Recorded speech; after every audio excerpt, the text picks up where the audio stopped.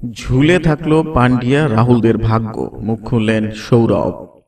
বৃহস্পতিবার হার্দিক পান্ডিয়া ও লোকেশের রাহুলের মামলার শুনানি আগামী সপ্তাহ পর্যন্ত মুলতবি রাখার সিদ্ধান্ত নিল সুপ্রিম কোর্ট, যার অর্থ দুজনের জাতীয় দলে প্রত্যাবর্তনও ঝুলে থাকল।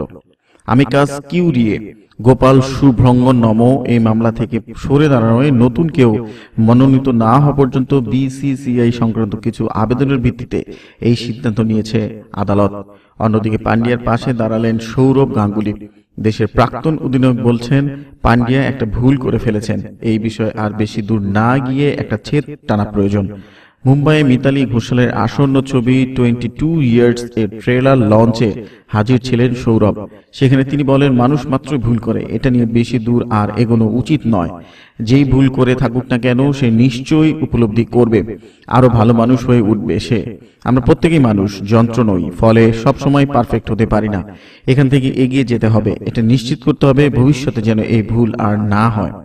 সৌরভ আরো বলেছেন, আমি ব্যক্তিগতভাবে দলের প্রায় প্রত্যেককেই চিনি, তারা প্রত্যেকেই অত্যন্ত নম্র, কিন্তু এক দুটো ভুল হয়েই যায়। ভারতের সৌভাগ্য যে এখানে প্রজন্মের পর প্রজন্ম ধরে অসাধারণ সব ক্রিকেটার জন্মেছেন। প্রথমে ছিলেন সুনীল গাভাস্কার, তারপর আসছেন সচিন টেন্ডুলকার, এখন বিরাট কোহলি। এরা সকলেই দুর্দান্ত রোল মডেল। সৌরভ আরো বলেছেন যে অধিকাংশ ক্রিকেটাররাই মধ্যবিত্ত পরিবার থেকে লড়াই করে এই জায়গায় আসে।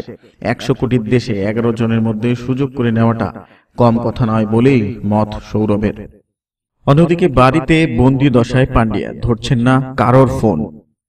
কফি উইথ কর্ণে আসার পর থেকেই বদলে গিয়েছে হার্দিক পান্ডিয়ার জীবন।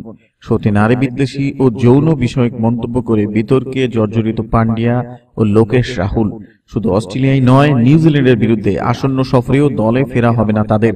আপাতত অনির্দিষ্টকালীন নির্বাচনে ভারতীয় দলের এই দুই ক্রিকেটার অস্ট্রেলিয়া থেকে দেশে ফেরার পর নিজেকে ঘরের মধ্যে বন্দী করে রেখেছেন পান্ডিয়া।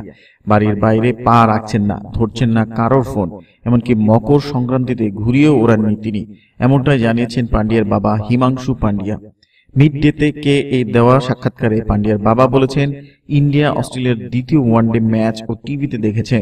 অস্ট্রেলিয়া থেকে দেশে ফেরার পর থেকে আর বাড়ির বাইরে পা রাখেনি, কারোর ফোনও ধরছেন না, শুধু বিশ্রাম নিচ্ছে। মকর সংক্রান্তিতে গুজরাতে ফেস্টিভ্যাল চলে, এখানে পাবলিক হলিডে। ক্রিকেট খেলার জন্য শেষ কয়েক বছর ওই সময়টা থাকতে পারেনি বাড়িতে, কিন্তু এবার এমন পরিস্থিতি যে বাড়িতে কেউ ঘুরে উড়ায়নি। ও ঘুরি ওড়াতে খুব ভালোবাসে, কিন্তু ওর সেলিব্রেট করার মুডই নেই। ও এই নির্বাসনে ভেঙে পড়েছে, টিভি শোতে যা বলেছে তার জন্য অনুতপ্ত। ও বলেছে এরকম ভুল আর কখনো করবে না। এমনকি ওর বড় ভাই কুনাল ও এর সঙ্গে নিয়ে কোনো কথা বলেনি।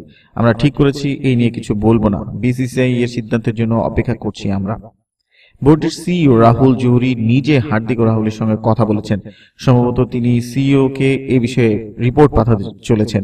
এই মুহূর্তে পান্ডিয়া রাহুলের জাতীয় দলে ফেরার সম্ভাবনা খুব একটা উজ্জ্বল নয় বলেই মনে করছেন অনেকে। আইপিএল ও 2019 ক্রিকেট বিশ্বকাপে পান্ডিয়ার কথা ভাবা হবে কিনা তা নিয়েও অনেকে সন্দিহান।